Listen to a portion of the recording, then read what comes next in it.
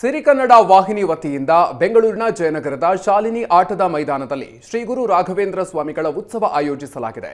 ಮಂತ್ರಾಲಯ ಮಠದ ಪೀಠಾಧಿಪತಿ ಶ್ರೀ ಸುಬುಧೇಂದ್ರ ತೀರ್ಥರ ಮಾರ್ಗದರ್ಶನದಲ್ಲಿ ಕಾರ್ಯಕ್ರಮ ನಡೆಯಲಿದೆ.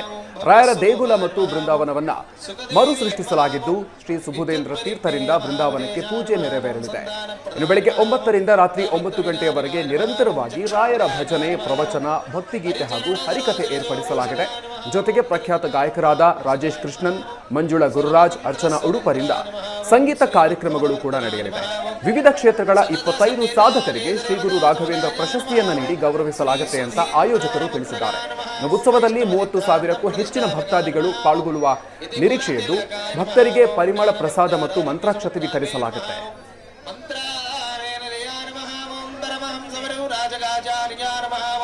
समग्रणिका व्याख्याकर्त्रे नमः ओं चंद्रिका प्रकाशकारिणे नमः ओं सत्यादिराज गुरवे नमः ओं भक्तवत्सलानो टीका प्रत्यक्षार्थ प्रकाशका नमः ओं जय बाबा.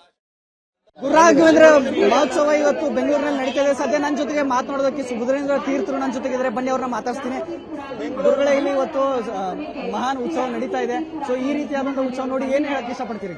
ಗುರುರಾಜರ ಸಮಸ್ತ ಜಾತ್ಯತೀತ ಭಕ್ತರ ಒಂದು ಅಪೇಕ್ಷೆ ದರ್ಶನಕ್ಕೋಸ್ಕರವಾಗಿ ಸಿರಿ ಕನ್ನಡ ಚಾನಲಿನ ವತಿಯಿಂದ ಈ ಮಂತ್ರಾಲಯದ ಪ್ರತಿರೂಪವನ್ನ ಬೆಂಗಳೂರು ಮಹಾನಗರದಲ್ಲಿ ಈ ಜಯನಗರದ ಬಡಾವಣೆಯಲ್ಲಿ ಏರ್ಪಡಿಸಿ ಗುರುರಾಜರ ಸಮಗ್ರ ಉತ್ಸವ, ಭಕ್ತಿ, ಸಾಹಿತ್ಯ, ಸಂಗೀತ, ಅದೇ ರೀತಿಯಾಗಿ ಅವರ ಮಹಿಮೆಗಳ ಪ್ರಸಾರಕವಾದ ಪ್ರವಚನ ಇತ್ಯಾದಿ ಕಾರ್ಯಕ್ರಮಗಳನ್ನು ಹಮ್ಮಿಕೊಂಡು ಇಲ್ಲಿ ಉತ್ಸವವನ್ನು ಆಚರಿಸಿದ್ದಾರೆ. ಉತ್ತಮವಾದ ರೀತಿಯಲ್ಲಿ ಮಂತ್ರಾಲಯದ ಮೂಲ ಬೃಂದಾವನದ ಆಕೃತಿಯನ್ನೇ ಇಲ್ಲಿ ತಂದು ನಿರ್ಮಾಣ ಮಾಡಿದಂತೆ ಇದೆ. ಮತ್ತೆ ಆಂಜನೇಯನ ಗರ್ಭಗೃಹ, ಇದು ಎಲ್ಲವೂ ಕೂಡ ನೋಡಿ ನಮಗೆ ಇದು ಮಂತ್ರಾಲಯವೋ ಬೆಂಗಳೂರು ಅನ್ನುವಂತಹ ಸಂಶಯ ಮತ್ತೆ ಇದು ನಮಗೆ ಮೂಡಿದೆ ಅಂತಂದ್ರೆ ಇನ್ನು ಸಾಮಾನ್ಯ ಭಕ್ತರಿಗೆ ವಿಶೇಷವಾದ ಸಂಭ್ರಮ ಅನ್ನುವಂಥದ್ದು ಇಲ್ಲಿ ಆಗಿದೆ. ಅದರ ಜೊತೆಯಲ್ಲಿ ಆರ್ಟ್ ಗ್ಯಾಲರಿಯನ್ನು ಕೂಡ ಇಲ್ಲಿ ರಾಯರ ಎಲ್ಲ ಅವತಾರಗಳ ಸಂಕ್ಷಿಪ್ತ ಮಾಹಿತಿಯನ್ನು ತಿಳಿಸುವ ಪ್ರಮುಖ ಘಟ್ಟಗಳ ಗ್ಯಾಲರಿಯನ್ನು ಕೂಡ ಮಾಡಿದ್ದಾರೆ. ಗುರುರಾಜರ ಭಕ್ತರು ಒಂದು ಜಾತಿ, ಒಂದು ಭಾಷೆ, ಒಂದು ಪ್ರಾಂತ, ಒಂದು ಮತ ಅಂತಲ್ಲ, ಸಮಗ್ರ ಭಕ್ತರಿದ್ದಾರೆ. ಅವರೆಲ್ಲರಿಗೂ ಕೂಡ ರಾಘವೇಂದ್ರ ಸ್ವಾಮಿಗಳವರು ತಮ್ಮ ತಪಸ್ಸನ್ನು ಧಾರೆ ಎರೆದು ಸಮಸ್ತ ಲೋಕಕ್ಕೆ ಕ್ಷೇಮವನ್ನು ಉಂಟು ಮಾಡಲಿ ಅಂತ ನಾವು ಪ್ರಾರ್ಥನೆ ಭಗವಂತನಲ್ಲಿ ಮಾಡಿದ್ದೇವೆ. ಈ ಉತ್ಸವವನ್ನ, ಈ ಪ್ರದರ್ಶನವನ್ನ ಕೇವಲ ಒಂದು ದಿನಕ್ಕೆ ಸೀಮಿತಗೊಳಿಸಿದ್ದನ್ನ ಭಕ್ತರ ಅಪೇಕ್ಷೆ ಮತ್ತು ಸೌಕರ್ಯಕ್ಕೋಸ್ಕರವಾಗಿ ನಾವು ಸೂಚಿಸಿದ್ದೇವೆ. 3 ದಿನಗಳ ಈ ಪ್ರದರ್ಶನವನ್ನ ಮುಂದುವರಿಸಬೇಕು ಅಂತ ಕೂಡ ಪ್ರದರ್ಶಿಸಿದ್ದೇವೆ. ಇದರ ಈ ನಿರ್ಮಾಣಕ್ಕೆ, ಈ ಕಾರ್ಯಕ್ರಮಕ್ಕೆ ಪ್ರತ್ಯಕ್ಷವಾಗಿ ಪರೋಕ್ಷವಾಗಿ ಸಹಕರಿಸಿರತಕ್ಕಂತಹ ಸಮಸ್ತ ಕಾರ್ಯವರ್ಗ, ಜೊತೆಯಲ್ಲಿ ಜಾತ್ಯತೀತವಾದ ಭಕ್ತವರಿಂದ ಎಲ್ಲರಿಗೂ ಕೂಡ ನಾವು ಅಭಿನಂದಿಸಿ ಎಲ್ಲರಿಗೂ ಶುಭವನ್ನು ಕೋರ್ತೇವೆ. ಪ್ರತಿ ವರ್ಷ ಇದೇ ರೀತಿ ಖಂಡಿತ ಪ್ರತಿ ವರ್ಷವೂ ಕೂಡ ದೇಶದ ವಿವಿಧ ರಾಜ್ಯಗಳಲ್ಲಿ, ವಿವಿಧ ಸ್ಥಳಗಳಲ್ಲಿ ಈ ಉತ್ಸವವನ್ನು ಆಚರಿಸಬೇಕು ಅಂತ ಈಗಾಗಲೇ ನಾವು ಸಂಕಲ್ಪಿಸಿದ್ದೇವೆ. ಅದಕ್ಕೆ ಒಂದು ಯೋಜನಾಬದ್ಧವಾದ ಒಂದು ಪ್ರಣಾಳಿಕೆಯನ್ನು ಕೂಡ ರೂಪಿಸ್ತೇವೆ. ಕೇಳಿದ್ರಲ್ಲ, ಇದಿಷ್ಟು ಶ್ರೀಗಳ ಮಾತಾಗಿತ್ತು. ಬೆಂಗಳೂರು.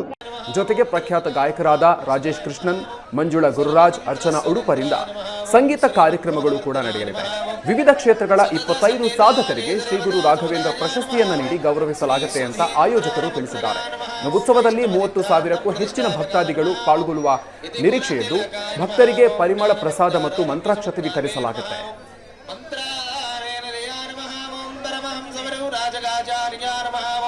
समग्रणिका व्याख्याकर्त्रे नमः ओं चंद्रिका प्रकाशकारिणे नमः ओं सत्यादिराज गुरवे नमः ओं भक्तवत्सलानो टीका प्रत्यक्षार्थ प्रकाशका नमः ओं जय बाबा. ಗುರು ರಾಘವೇಂದ್ರ ಮಹೋತ್ಸವ ಇವತ್ತು ಬೆಂಗಳೂರಿನಲ್ಲಿ ನಡೀತಾ ಇದೆ. ಸದ್ಯ ನನ್ನ ಜೊತೆಗೆ ಮಾತನಾಡೋದಕ್ಕೆ ಸುಬುಧೇಂದ್ರ ತೀರ್ಥರು ನನ್ನ ಜೊತೆಗಿದ್ದಾರೆ. ಬನ್ನಿ ಅವ್ರನ್ನ ಮಾತಾಡ್ತೀನಿ. ಗುರುಗಳೇ, ಇಲ್ಲಿ ಇವತ್ತು ಮಹಾನ್ ಉತ್ಸವ ನಡೀತಾ ಇದೆ. ಸೊ ಈ ರೀತಿಯಾದಂತಹ ಉತ್ಸವ ನೋಡಿ ಏನ್ ಹೇಳಕ್ ಇಷ್ಟಪಡ್ತೀರಿ?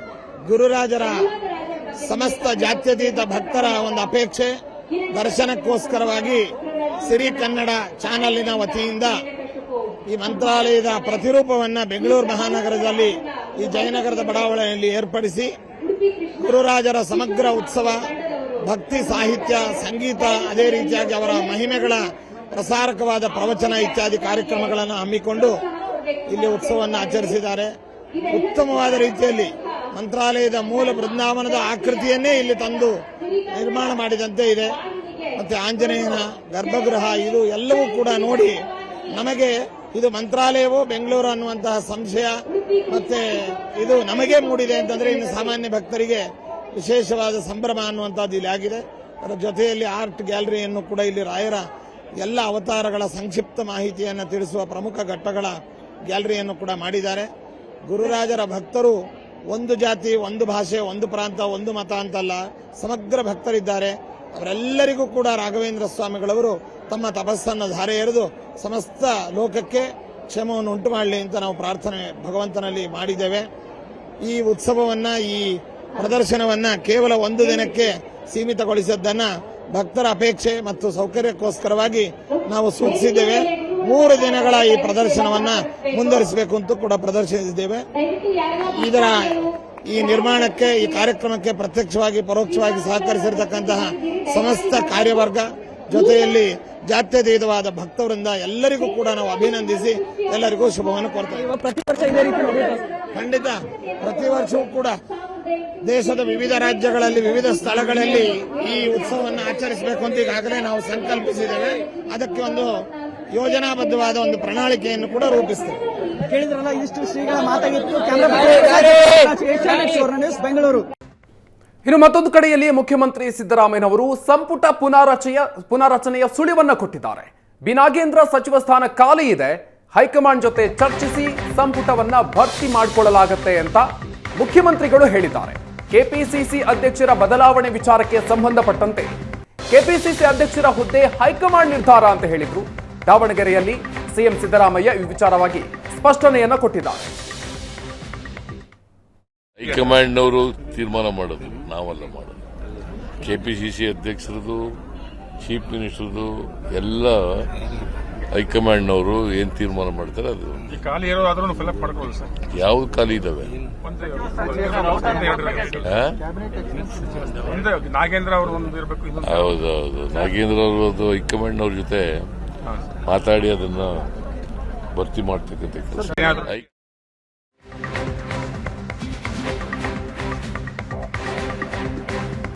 ಇನ್ನು ಸತೀಶ್ ಜಾರಕಿಹೊಳಿ ಮನೆಯಲ್ಲಿ ಡಿನ್ನರ್ ಪಾಲಿಟಿಕ್ಸ್ ಸಾಕಷ್ಟು ಚರ್ಚೆಗೆ ಕಾರಣ ಆಗಿತ್ತು. ಈ ವಿಚಾರವಾಗಿ ಕೂಡ ಮುಖ್ಯಮಂತ್ರಿಗಳು ರಿಯಾಕ್ಟ್ ಮಾಡಿದ್ದಾರೆ. ನಾವು ಊಟಕ್ಕೆ ಸೇರೋದು ತಪ್ಪಾ ಅಂತ ಮುಖ್ಯಮಂತ್ರಿಗಳು ಪ್ರಶ್ನೆಯನ್ನ ಮಾಡಿದ್ದಾರೆ. ನಾವು ಸೇರಿದ್ರೆ ರಾಜಕೀಯ ಬಣ್ಣವನ್ನ ಕಟ್ಟಲಾಗುತ್ತೆ, ಬೇರೆಯವರು ಊಟಕ್ಕೆ ಸೇರಿದ್ರೆ ರಾಜಕೀಯ ಬಣ್ಣ ಇಲ್ಲ. ದಾವಣಗೆರೆಯಲ್ಲಿ ಸಿಎಂ ಸಿದ್ದರಾಮಯ್ಯ ಹೇಳಿಕೆಯನ್ನ ನೀಡಿದ್ದಾರೆ. ಊಟಕ್ಕೆ ಸೇರೋದೇ ತಪ್ಪ? ನೀವು 4-5 ಜನ ಊಟಕ್ಕೆ ಸೇರಲ್ವಾ? ನಾವು ಸೇರಿದ್ರು ಅಷ್ಟೇ. ನಾವು ಊಟ ಮಾಡೋದು ಒಂದೇ, ನೀವು ಊಟ ಮಾಡೋದು ಒಂದೇ. ಇಲ್ಲ ನಾನ್ ವೆಜ್ ತಿಂತೀವಿ, ಇಲ್ಲ ವೆಜಿಟೇರಿಯನ್ ತಿಂತೀವಿ. ಊಟ ಮಾಡೋದು ಅಂತಂದ್ರೆ ಎಲ್ಲರೂ ಊಟ ಮಾಡೋದು ಒಂದೇ. ಈಗ ರಾಜಕಾರಣಿಗಳು ಸೇರಿದ್ರೆ ಅದಕ್ಕೆ ಒಂದು ಬಣ್ಣ ಕಟ್ತಾರೆ, ಬೇರೆಯವ್ರು ಸೇರಿದ್ರೆ ಬಣ್ಣ ಇಲ್ಲ. ಊಟ ಮಾಡಕ್ ಸೇರೋದು ಈಗ ಬಹಳ ಸ್ಪಷ್ಟಪಡಿಸಿದೀವಿ. ಅಲ್ಲಿ ಯಾವುದೇ ರಾಜಕೀಯ ಚರ್ಚೆ ನಡೆದಿಲ್ಲ. ಏನು ಊಟಕ್ಕೆ ಸೇರೋದೇ ತಪ್ಪ? ನೀವು 4-5 ಜನ ಊಟಕ್ಕೆ ಸೇರಲ್ವಾ? ಇನ್ನು ಸಿಎಂ ಸಿದ್ದರಾಮಯ್ಯ ವಿರುದ್ಧ ಮತ್ತೆ ಎಚ್.ಡಿ. ಕುಮಾರಸ್ವಾಮಿ ಅವರು ಮುಗಿಬಿದ್ದಿದ್ದಾರೆ. ಸತ್ಯಮೇವ ಜಯತೆಯಂತೆ ಸಿಎಂ ಇದ್ದಾರಾ ಅಂತ ಪ್ರಶ್ನೆ ಮಾಡಿದ್ದಾರೆ. ಅವರ ಆತ್ಮಕ್ಕೆ ಸಿದ್ದರಾಮಯ್ಯ ಉತ್ತರ ಕೊಟ್ಕೊಳ್ಳಿ ಅಂತ ಸವಾಲನ್ನ ಹಾಕಿದ್ದಾರೆ. ಹಣ ಲೂಟಿ ಮಾಡೋದಕ್ಕೆ ಇತಿಮಿತಿ ಇಲ್ವಾ?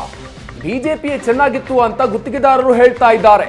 ಇದಕ್ಕೆಲ್ಲ ಸಿಎಂ ಹಾಗೂ ಸರ್ಕಾರ ಬೆಲೆ ತೆರಬೇಕಾಗುತ್ತೆ ಅಂತ ಎಚ್.ಡಿ. ಕುಮಾರಸ್ವಾಮಿ ಅವರು ಮತ್ತೊಮ್ಮೆ ಮುಖ್ಯಮಂತ್ರಿಗಳ ವಿರುದ್ಧ ಮುಗಿಬಿದ್ದಿದ್ದಾರೆ.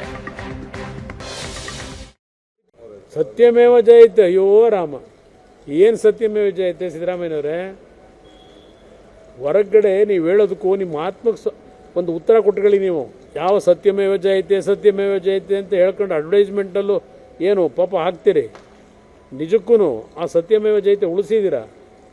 ನಿಮ್ಮ ಪಟಾಲಂಗಳು ಬೆಂಗಳೂರು ಹಲವಾರು ಪ್ರಮುಖ ನಗರಗಳಲ್ಲಿ ಯಾವ್ಯಾವ ರೀತಿ ಲೂಟಿ ಮಾಡ್ಕೊಂಡು ಹೊರಟಿದ್ದಾರೆ. ಬೇಕಾ ವಿಷಯಗಳು? ಎಷ್ಟು ಬೇಕು? ಇದೆಲ್ಲ ನೋಡಿ ಬೇಸತ್ತು ಬಿಟ್ಟುಬಿಟ್ಟಿದ್ದೀವಿ. ಯಾವ್ಯಾವ ರೀತಿ ನಿಮ್ಮ ಹಿಂದೆ ಮುಂದೆ ಓಡಾಡ್ತಕ್ಕಂಥವ್ರನ್ನ, ರಾಜ್ಯದ ಆಸ್ತಿ ಏನಿದೆ, ಜನತೆಯ ಸಂಪತ್ತನ್ನು ಲೂಟಿ ಯಾವ ರೀತಿ ಮಾಡ್ತಾ ಇದ್ದೀರಿ? ಇತಿಹಾಸ ಇದು. ಇದನ್ನು ನೀವು ಕದ್ದು ಮುಚ್ಚು ಮಾಡ್ಕೊಳ್ಳೋಕ್ಕಾಗಲ್ಲ. ಮುಂದೆ ಇದಕ್ಕೆಲ್ಲ ಬೆಲೆ ತೆರಬೇಕಾಗ್ತದೆ.